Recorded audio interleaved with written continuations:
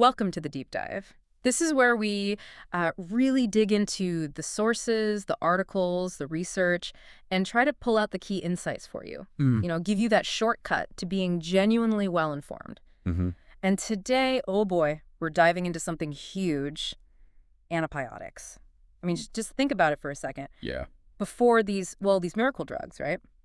A simple cut, even childbirth, could easily become fatal because of infection. It's almost hard to imagine now. It really is. They sort of became this silent foundation for, well, everything in modern medicine.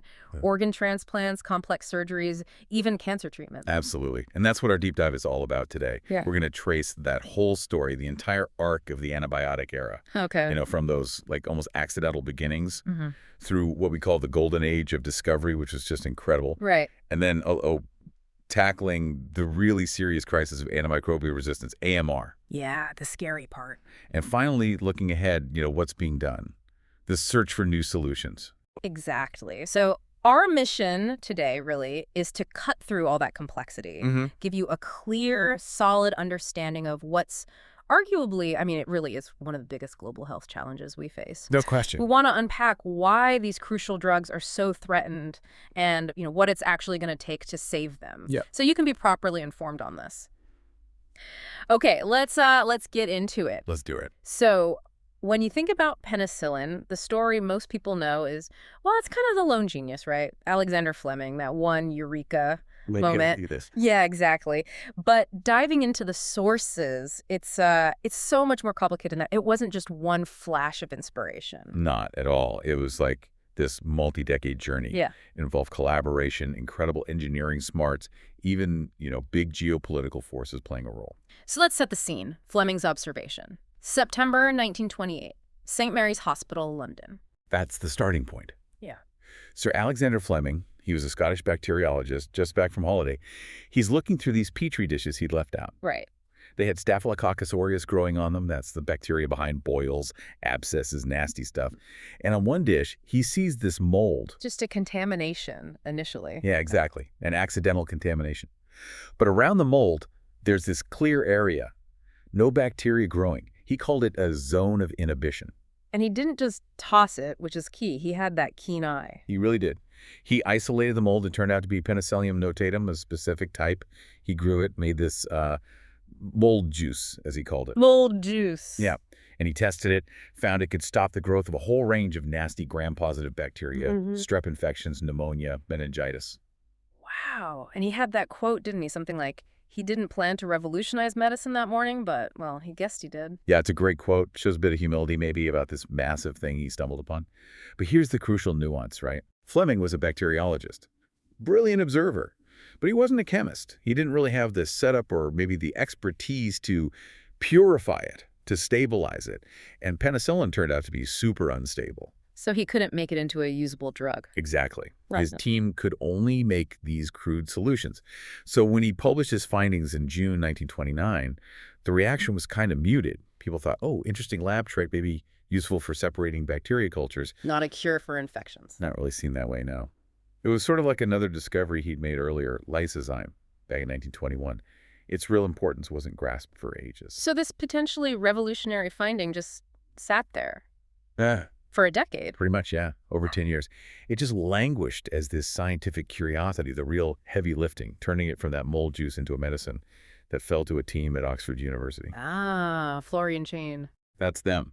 Professor Howard Florey, an Australian pathologist, and Ernst Chain, a brilliant German Jewish biochemist who'd actually fled the Nazis. Around 1938, they were researching natural antibacterial substances, and they came across Fleming's old paper. And they saw the potential that others missed. They did. They put together a team and started this really systematic investigation into penicillin's properties. But that instability was a huge problem. How did they even get enough to test if it was so unstable and hard to produce? Well, purification was the massive hurdle. It was exceptionally unstable, and the amount they got from the mold cultures was just infinitesimally small, tiny. Right. They had this guy on the team, Norman Heatley, who was incredibly ingenious technically. He figured out this complex way to extract it. But even then, they were getting minuscule amounts of this brownish powder. And the production scale-up sounds legendary in its own right. Oh, it was completely improvised. They basically turned their lab into a makeshift factory. famously using bedpans, food tins, milk churns, Right. even bathtubs, apparently, to grow the mold broth. Bedpans. Seriously. Seriously, gallons and gallons of broth just to get enough penicillin to cover your fingernail. Yeah. It was unbelievably painstaking. But they did get enough for that critical proof of concept, right? The mouse experiment. They did. That was the turning point. May 25th, 1940, they took 8 mice, injected them all with a deadly dose of streptococci. Oh, okay. Then 4 of those mice got injections of their purified penicillin. The next morning, it was dramatic. The penicillin mice lived? Yep. The 4 untreated mice were dead. The 4 treated mice were perfectly fine. Shane apparently just said it's a miracle. And it was really the first proof it worked in a living animal. That must have been an incredible moment. So then came the first human trial, Albert Alexander. Right. The success in mice gave Florey the green light. In 1941, they treated Albert Alexander, a 43-year-old policeman. He was really close to death. Started with a scratch on his face, but the infection, staph and strep, had spread everywhere. Abscesses, infection in his bones, lungs, terrible state. And the penicillin worked. It worked amazingly well initially. They gave him an infusion, and within 24 hours, his fever dropped. The infection started clearing up. Remarkable improvement. But there's a tragic but, isn't there? There is. They just didn't have enough of the drug. Their whole supply ran out after only 5 days. Oh, no. They were so desperate, they actually tried to recover the penicillin from his urine because most of it passes through the body unchanged. It recycled it from urine. Wow. Yeah, about 80% is excreted. But even doing that, they just couldn't keep up. They couldn't make enough. He relapsed, and tragically, he died. That's heartbreaking. It perfectly illustrates that bottleneck, though. Production. Absolutely. It showed the huge gap between a lab success and a practical medicine you could actually use reliably. Production was the critical problem they had to solve. Which led them to look across the Atlantic, right? Britain was deep in the war. Exactly. Britain's industry was totally consumed by the war effort. Mass-producing penicillin there just seemed impossible. So Florey and Heatley made this really critical decision. June 1941, they went to the United States. To tap into American industry. Right. Hoping the U.S. government and their huge pharmaceutical industry could help. And they had this ingenious way of transporting the mold. Ah, yes. The spores and the coat linings. Like something from a spy movie. Isn't it? They smeared spores of the penicillium mold into the lining of their coats for security. Didn't want to risk carrying a fragile vial. And their timing couldn't have been better, with the U.S. about to enter the war? Perfect timing. The U.S. government immediately saw the strategic value. Think about battlefield wounds, pneumonia. Yeah. Infections were a massive killer of soldiers. So the government stepped in. Big time. The War Production Board took charge. They coordinated this huge nationwide effort. Universities, government labs, big pharma companies like Pfizer. It was a massive consortium. And that state-level push was the key. It was the ultimate catalyst. They basically lifted patent restrictions, forced companies to share data, organized large-scale trials. The wartime urgency just blew through all the normal competitive barriers. And it was in the U.S. where they really cracked the mass production problem. I remember reading about corn liquor and a cantaloupe. That's right. 2 massive breakthroughs happened at the USDA lab in Peoria, Illinois. First, they found that adding corn steep liquor, a byproduct of making cornstarch, full of nutrients to the broth, made the mold produce way more penicillin, exponentially more. Okay. Second, they were hunting worldwide for better strains of the mold, and they found one on a moldy cantaloupe from a local market in Peoria. A cantaloupe. You can't make this stuff up. I know. And that cantaloupe strain produced significantly more penicillin than Fleming's original. Combine those discoveries with new deep tank fermentation technology, replacing the bedpans and flasks with huge aerated vats. And suddenly industrial scale was possible. Exactly. That combination finally cracked it. So what was the result by the war's end? It was staggering. By the end of the war, American companies were pumping out 650 billion units of penicillin a month, enough to treat all the Allied forces. It absolutely revolutionized battlefield medicine, saved countless lives. And then it became available for civilians. Yeah. By the mid to late 1940s, it was becoming available to the public. That really marks the dawn of the antibiotic age. And the Nobel Prize followed in 1945. Fleming, Florey, and Shane. Jointly awarded, yes. Though it's interesting, the press at the time really focused on Fleming and the Eureka moment. Yeah. That sort of cemented this simpler, lone genius narrative in the public mind. Which, as we've discussed, misses crucial parts of the story. And that has implications for today, doesn't it? This difference between discovery, development, and industrialization. It absolutely does. The penicillin story really hammers home that distinction. Fleming's observation was the discovery, the spark. Right. But the development, that decade of incredibly hard work by the Oxford team, turning it into something potentially usable that was crucial. The scientific heavy lifting. Exactly. And then industrialization, the massive coordinated U.S. effort that actually made it a widely available medicine. You need all three. And focusing only on the eureka moment undervalues the rest. Precisely. It leads people, maybe even policymakers, to underestimate the huge resources, the time, the engineering, the money required to bring a new drug, especially an antibiotic, all the way to patients. And that links directly to the problems we face now with the antibiotic pipeline. It really does. This historical misunderstanding is part of why the economics of new antibiotic development are so broken today. Plus, the penicillin story shows that sometimes you need a massive crisis, like WWII, to generate the political will and coordinated action needed. The current AMR crisis, the silent tsunami, hasn't quite generated that same level of unified urgent response yet. Not on the same scale, no. It's a really powerful historical lesson for where we are now. Okay, so penicillin was the start. But its success didn't just give us one drug. It kicked off something much bigger, right? The Golden Age. Oh, absolutely. Penicillin proved that microbes could be a source of powerful medicines. It sparked this incredible period of productivity, roughly from the mid-1940s to the mid-1960s, maybe early 70s, the golden age of antibiotic discovery. And this wasn't just luck anymore, it was more systematic. Exactly. This era moved beyond Fleming's serendipity.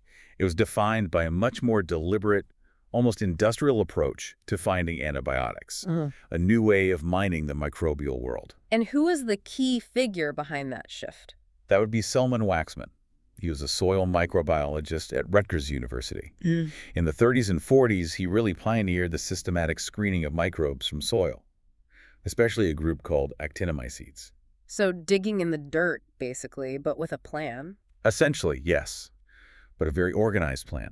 Collect thousands of soil samples from everywhere, isolate all the different microbes in them, grow them in the lab, and then methodically test the chemicals they produce against disease-causing bacteria. A repeatable process, like an assembly line for discovery. That's a great way to put it. It turned serendipity into an industrial process, created this really robust platform for finding new drugs quickly and repeatedly. And the first huge success from Waxman's system. That was streptomycin, discovered in 1943 by Waxman and his PhD student, Albert Schatz, isolated from Streptomyces griseus, a soil bacterium. And streptomycin was a big deal because It was the first antibiotic effective against tuberculosis. TB was a massive killer worldwide back then. This was a monumental breakthrough, earned Waxman the Nobel Prize. Wow. And crucially, it triggered this global gold rush.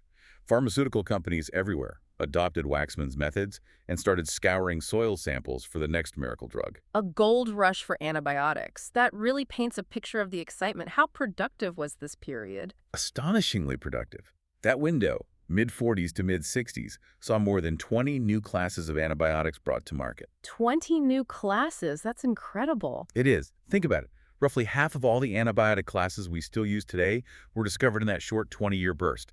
The Waxman platform was just churning them out. Can you give us some examples of the big families discovered then? Sure. You had the tetracyclines, really broad spectrum, had a lot of different infections. The macrolides came along, like erythromycin, super important for people allergic to penicillin. Okay. Then another big class, the cephalosporins, similar in ways to penicillin. Aminoglycosides, building on streptomycin's success, and glycopeptides, like vancomycin. Vancomycin, that sounds familiar. A last resort drug later on. Exactly. It was isolated back in the 50s from a soil sample from Borneo, believe it or not. Didn't become super critical until much later when other resistances emerged. So lots of natural discoveries. But Yeah. chemistry played a role too, right? Making existing drugs better. Absolutely. Medicinal chemistry was advancing fast. A key moment was Dorothy Hodgkin figuring out the exact chemical structure of penicillin in 1945 using X-ray crystallography. She won a Nobel for that, didn't she? She did in 1964. And knowing that structure was vital, it let chemists start tweaking the penicillin molecule itself. Making semi-synthetic versions. Precisely. They designed drugs like methicillin in 59 and ampicillin in 61. These were engineered to have broader activity, or crucially, to overcome the resistance mechanisms that were already starting to appear against original penicillin. Okay, let's talk impact. All these new drugs flooding out. What did that actually mean for people, for medicine? The impact was, well, revolutionary. For the first time ever, Doctors had reliable weapons against killers like pneumonia, gonorrhea, syphilis, rheumatic fever, sepsis from wounds. Things that used to be death sentences or caused lifelong disability became treatable, routinely treatable. And the public health stats must have just transformed. Dramatically. Take pneumonia. Before antibiotics, maybe 20% survival rate in 1937. By 1964, with antibiotics, 85% survival. Just a massive shift. And it wasn't just treating infections, right? It enabled other medical advances. Totally. Antibiotics became this essential safety net for almost everything else in modern medicine. Anytime you cut someone open or suppress their immune system, bacterial infection is a huge risk. So complex surgery, organ transplants. Yep. Cancer chemotherapy, which hammers the immune system. Care for premature babies. Joint replacements. All of that became much safer, or even possible at all, because we could control bacterial infections. It really was a golden age. Yeah. But the sources are pretty clear.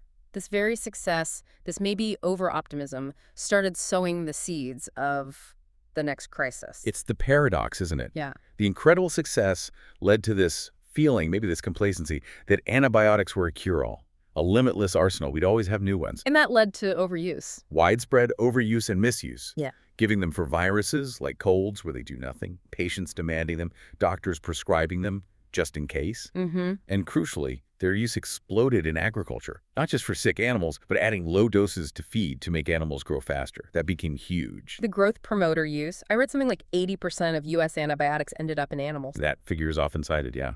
A massive amount used non-therapeutically in livestock. So this is the tragedy of the common scenario kicking in. Everyone using this shared resource, eroding its effectiveness. Perfectly put.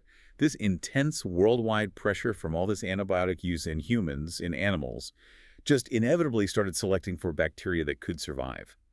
It's evolution 101. And at the same time, the discovery pipeline was naturally slowing down. Right.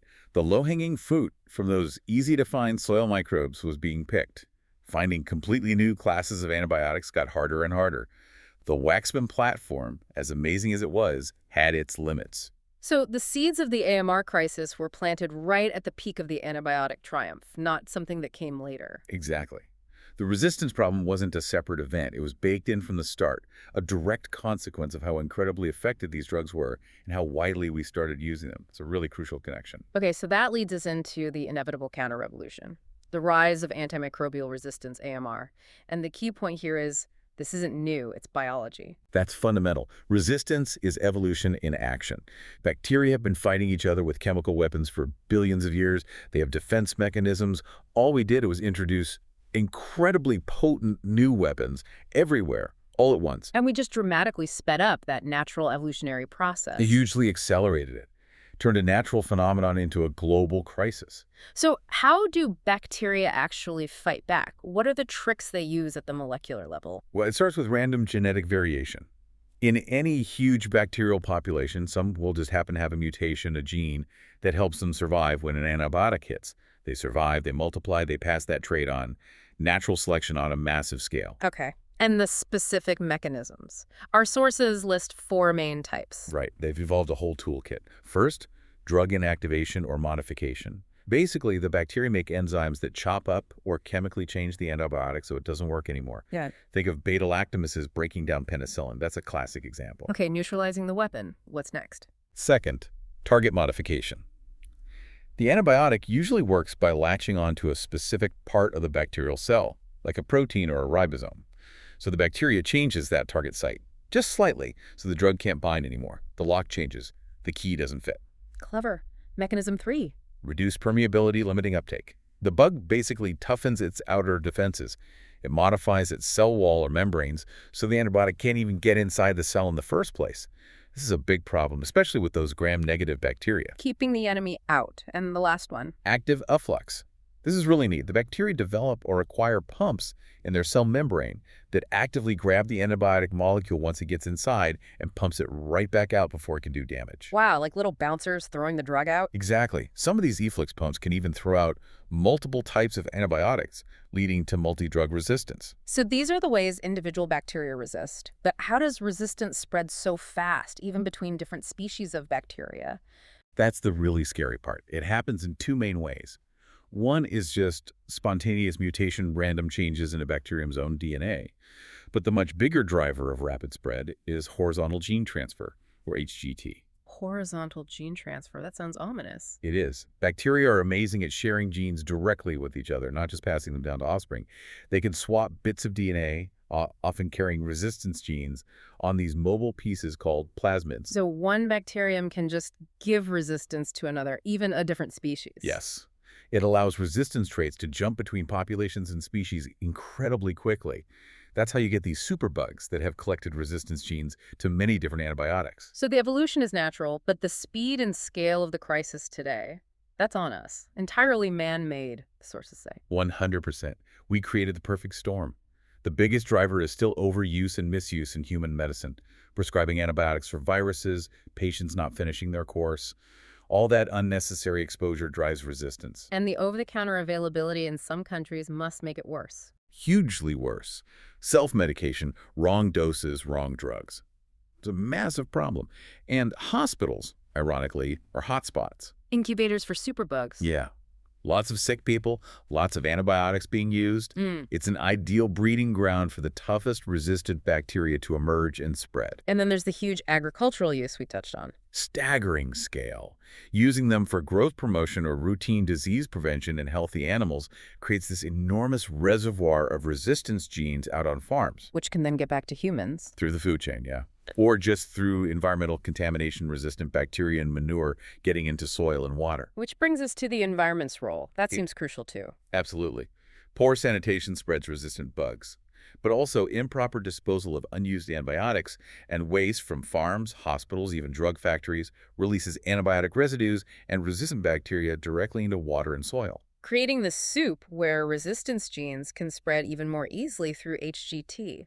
Exactly. It becomes this environmental reservoir, mixing resistance from human and animal sources and potentially feeding it back into pathogens that infect us. It really drives home that one health concept, human, animal, environmental health. It's all linked. It's inseparable for AMR.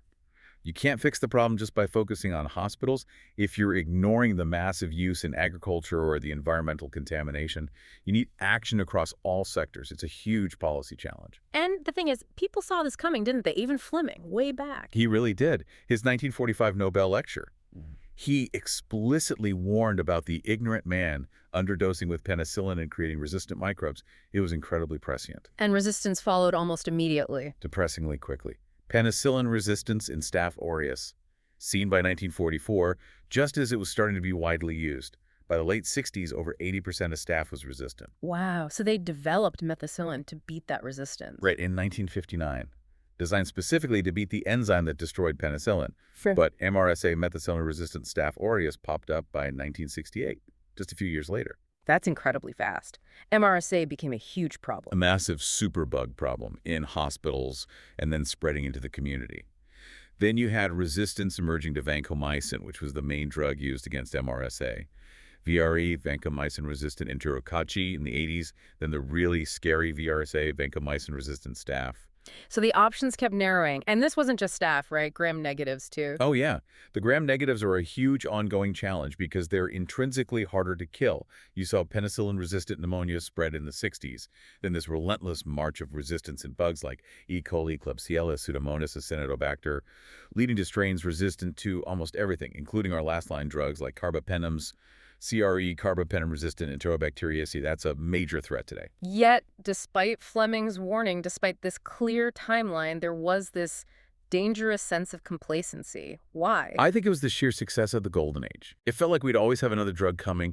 Resistance was seen as like a technical glitch we could engineer our way around with the next discovery. Underestimating the power of evolution. And maybe the slow creeping nature of the problem. It wasn't like a sudden pandemic. It was this silent tsunami, as it's often called, just gradually eroding the foundations of medicine.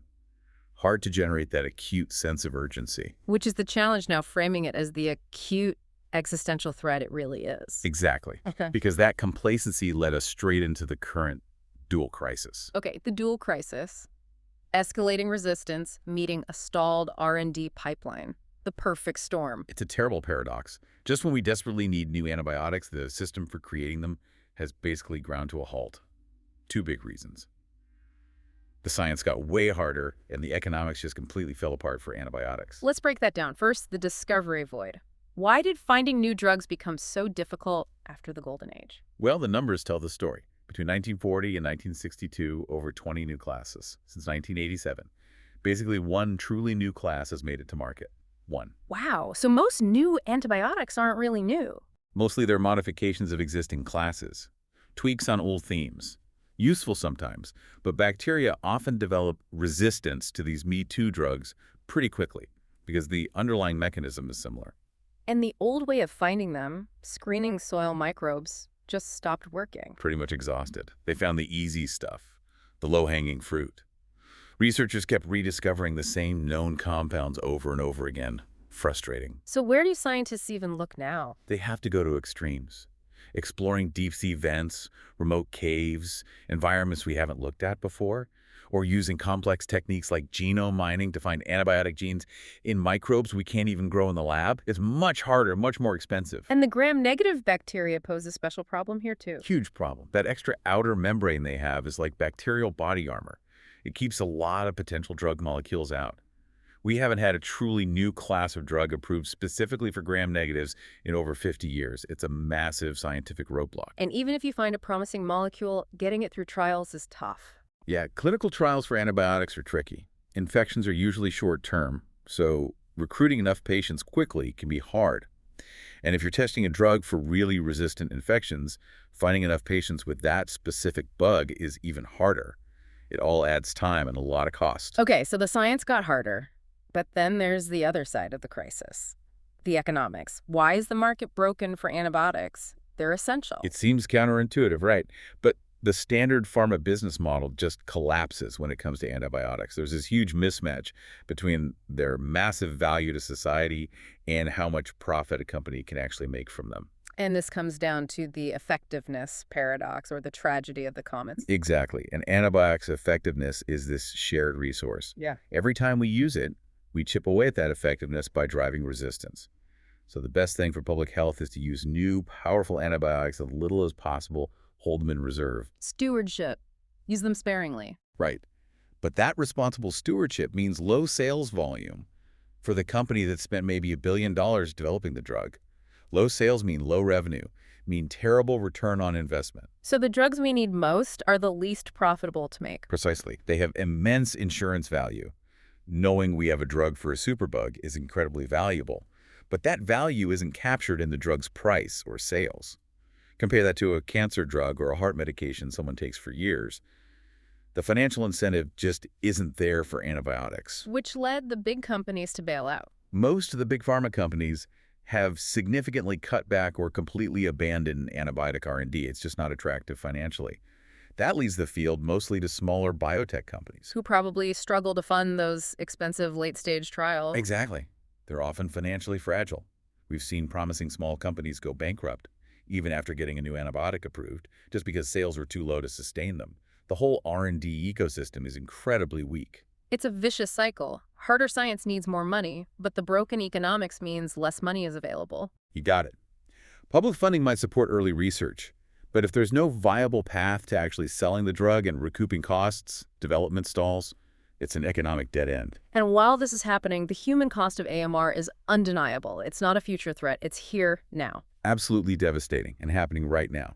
That big 2019 Lancet study estimated AMR directly caused 1.27 million deaths globally that year and was associated with nearly 5 million deaths. 5 million, that's staggering. And the burden hits low and middle income countries hardest. They often lack the labs, the drugs, the infection control. What about the U.S.? The CDC estimates over 2.8 million resistant infections a year, over 35,000 deaths directly from resistance. Add in C. diff infections, often linked to antibiotic use, and it's over 3 million infections and 48,000 deaths annually. And COVID made it worse. Significantly worse. Hospital infections, including resistant ones, went up sharply during the first year of the pandemic. At least a 15% increase in hospital-onset resistant infections and deaths. Years of progress were wiped out. And the economic costs are piling up too. Longer hospital stays, more expensive treatments. Huge costs. The World Bank projects trillions in lost GDP globally if we don't get a handle on this. U.S. healthcare costs, just for 6 common resistant bugs, are already over $4.6 billion a year. It really underlines the point that this isn't just about infections. It threatens all of modern medicine. That's the critical takeaway. Cancer treatments, transplants, major surgeries, neonatal care, all of it relies on being able to control infections. If we lose effective antibiotics, the foundations of modern healthcare crumble. So investing in the antibiotic pipeline isn't just about antibiotics. It's an insurance policy for the entire multi-trillion-dollar healthcare system.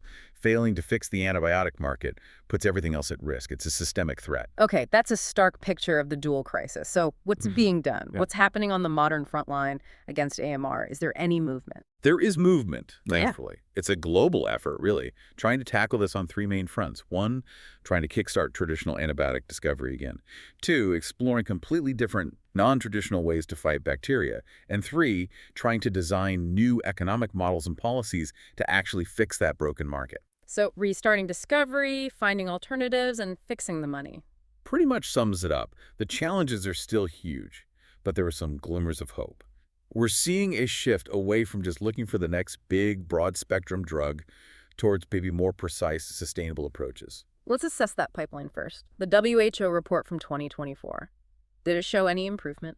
Well, numbers-wise, slightly. Hmm. The total number of antibacterial agents in clinical development went up a bit, from 80 in 2021 to 97 in 2023. Okay, that sounds positive. It's better than going down, but the WHO is clear. The pipeline is still insufficient and really lacks innovation. When you dig into the details, only 12 drugs in development have truly novel mechanisms against the priority pathogens, and only 4 target the critical threat category. 4. 4 drugs for the worst superbugs. That sounds... Dangerously thin, as the WHO put it. The pipeline for genuinely new weapons against the toughest bugs is still worryingly sparse. But have there been any recent wins? New approvals, late-stage drugs giving some hope? Yes, there have been some important ones just in 2024 and 2025. Some are combinations taking an older antibiotic and pairing it with a new drug that blocks a specific resistance mechanism, like a beta-lactamase inhibitor. That's a key strategy to restore the effectiveness of existing drugs. Like cefepimine menazobactam, approved earlier this year. Exactly. Or ceftobiprole, another one approved for serious infections, including MRSA. Though frustratingly, its journey highlights the commercial fragility it faced hurdles staying on the market in the U.S. previously. So even successful drugs can struggle financially. Are there any truly new classes coming through? That's where the bigger excitement is. Jabotidacin, approved March 2025. That's a big deal. First new class of oral antibiotic for common UTIs in something like 30 years. Uses a novel mechanism inhibiting an enzyme called topoisomerase 2. Okay, that's significant. Anything else generating buzz? Even more buzz, maybe, around zoserbalpin. It's currently in phase 3 trials. Why the excitement? It could be a completely new class of antibiotic with a totally novel way of working against a really critical gram-negative bug, Acinetobacter baumannii C. hab. A new class for gram-negatives after Yeah. 50 years. Exactly. It targets something called LPS transport, crucial for the bug's outer membrane. If zoserbalpin works and gets approved, it would be a massive scientific breakthrough, a landmark achievement. Fingers crossed for that one. Okay, beyond these more traditional small molecule drugs, what about those completely different approaches, the non-traditional therapies? Right. Because finding new small molecules is so hard, there's huge interest in alternatives.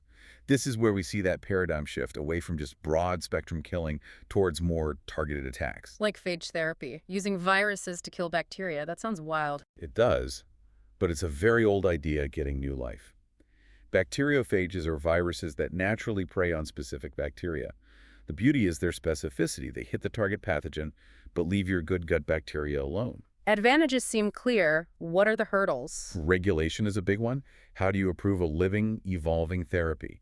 And standardizing treatment, maybe using phage cocktails against different strains. Still work to do, but lots of promise. Okay, what else is in this alternative toolbox? CRISPR. Like gene editing for bacteria. Exactly. Using CRISPR-Cas systems to literally cut up the bacteria's DNA, you could potentially kill the bacteria or even more subtly snip out the specific gene that's giving it resistance. Reverse resistance, that would be amazing. Delivery is the challenge there. Getting the CRISPR machinery into the target bacteria efficiently in the body, yes. That's the key technical challenge. But again, incredible potential. What about antimicrobial peptides, AMPs? These are based on natural defense molecules our own bodies use. Engineered peptides that basically punch holes in bacterial membranes. They can be broad spectrum. And because they might hit multiple targets, resistance could be slower to develop.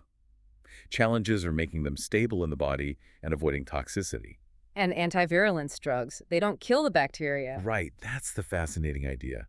Instead of killing the bug, you just disarm it, block its toxins or its ability to stick to tissues or communicate. The theory is this puts less evolutionary pressure on the bacteria to develop resistance because you're not directly threatening its life. Might need to be used alongside other drugs, though. And nanotechnology, using tiny particles. Yeah, using nanoparticles either as delivery systems to get antibiotics into tricky places like biofilms, or the nanoparticles themselves having antimicrobial properties. They can potentially overcome some bacterial defenses. Biocompatibility and scaling up production are things to figure out. So many of these new ideas are really precise, really targeted, which means you need to know exactly what bug you're fighting. Diagnostics become crucial, don't they? Absolutely critical. You hit the nail on the head. If you have a super-specific phage or a CRISPR therapy for, say, Pseudomonas, you need a test that tells you quickly and reliably that the patient has a Pseudomonas infection. Not much good having a precision weapon if you don't know the target. Exactly. That whole shift towards precision requires a parallel revolution in diagnostics. We need, right, everyone agrees you need both. Push incentives help lower the cost and risk of the early R&D stages. Things like government grants, research funding. Groups like CARBX or the industry's own AMR Action Fund are pumping hundreds of millions into this early pipeline, helping small companies get started. So that helps push drugs into development. What about pull incentives? Making sure there's a reward at the end. That's arguably even more important because it tackles the core market failure. Pull incentives aim to guarantee a return on investment for a successful drug, regardless of how much is sold. And the big idea here is the subscription model. That's the one getting the most attention, yeah. Sometimes called a market entry reward. The basic idea is a government or health system pays the drug company a fixed annual fee, a subscription for access to a new, important antibiotic. So payment is delinked from sales volume. Completely delinked. The company gets paid for the value of having the drug available, that insurance value, not just for how many pills are sold. This rewards innovation, but removes the financial penalty for good stewardship, for keeping usage low. That sounds like it directly addresses the economic paradox. Is anyone actually doing this? The UK has a pilot program running right now. Yeah. And in the US, there's the proposed PASTEUR Act, which aims to set up a similar subscription-style model. Getting that passed and funded is seen as absolutely critical by experts. So it feels like all these pieces have to fit together: the science, the diagnostics, the economics, the policy. It's a complex puzzle, absolutely. You need success on all fronts, and they all depend on each other. A new scientific discovery needs a working economic model to reach patients. A new therapy like phages needs new regulations. A new payment model needs drugs to pay for. It has to be an integrated strategy. Working in silos just won't cut it. Okay, so let's try and synthesize this whole deep dive. We've journeyed from penicillin's incredible discovery through the golden age to this current, really frightening crisis of resistance. It's a complex story. It really is. A story of amazing triumph, but also of, unintended consequences. The crisis we're in now isn't simple. It's biology, meeting exhausted science, meeting failed economics, meeting decades of maybe complacency and overuse, the tragedy of the commons playing out globally. And the threat of going backwards, of a post-antibiotic era where simple infections kill again, where modern medicine becomes too risky. That threat is very real. It's real, and it's imminent. And this is the crucial point, it's not inevitable, it's not predetermined. Because we caused it, we can fix it. Largely, yes. The crisis stems mostly from human systems, our policies, our economics, our behaviors. So it can be addressed by changing those systems, by concerted, strategic, global human action. It requires immense effort and cooperation, though. We need to treat this silent tsunami with the urgency it deserves. So the future isn't going back to the golden age. It's something different. Can't be a repeat. The next era has to be about precision, about sustainability, about much more responsible governance of these precious resources. It demands a fundamental rethink of how we find, develop, pay for, and use antibiotics. Okay, so let's boil this down. Actionable recommendations. For policymakers, governments, what are the absolute must-dos? Number 1, fix the market with pull incentives. Implement and properly fund things like the subscription model passed the PASTEUR Act in the U.S., similar things elsewhere. Move beyond pilots. Number 2, mandate a real One Health approach. That means binding rules, not just guidelines, to drastically cut non-essential antibiotic use in agriculture and deal with waste properly. Number 3, invest in infrastructure. We need strong global surveillance to track resistance, and we desperately need those rapid point-of-care diagnostics. Okay. And for the scientists, the pharma companies? Diversify the R&D portfolio. Keep looking for novel, small molecules, especially for gram-negatives, yes. But also really push forward with the non-traditional therapies phages. CRISPR, antivirulence. Build a multi-pronged attack and collaborate more. Share data, especially on early-stage failures. Work together pre-competitively to pool resources and tackle the huge scientific hurdles. Makes sense. And finally, for doctors, clinicians, public health folks on the ground? Double down on antimicrobial stewardship. It's the best tool we have to protect existing and future drugs. Make sure stewardship programs are strong, funded, and implemented everywhere. Hospitals, clinics, nursing homes. Every prescription needs to be right. And second, change the messaging. How so? We need to move beyond just don't take antibiotics for a cold. You need to communicate that AMR threatens everything. Cancer care, surgery, childbirth. Their safety depends on working antibiotics. Frame it as a threat to all of modern medicine to build much broader public understanding and support for the tough changes needed. That reframing seems absolutely vital. So we've covered this incredible arc, from miracle drug to global crisis. It's clear the future isn't set in stone. Which brings us to the final thought for you, listening. What part can you play? How do we collectively shift the perception of AMR from this background noise, this silent tsunami, into the recognized urgent threat that demands decisive action now? How can you help protect these miracle drugs for the future? Something to think about.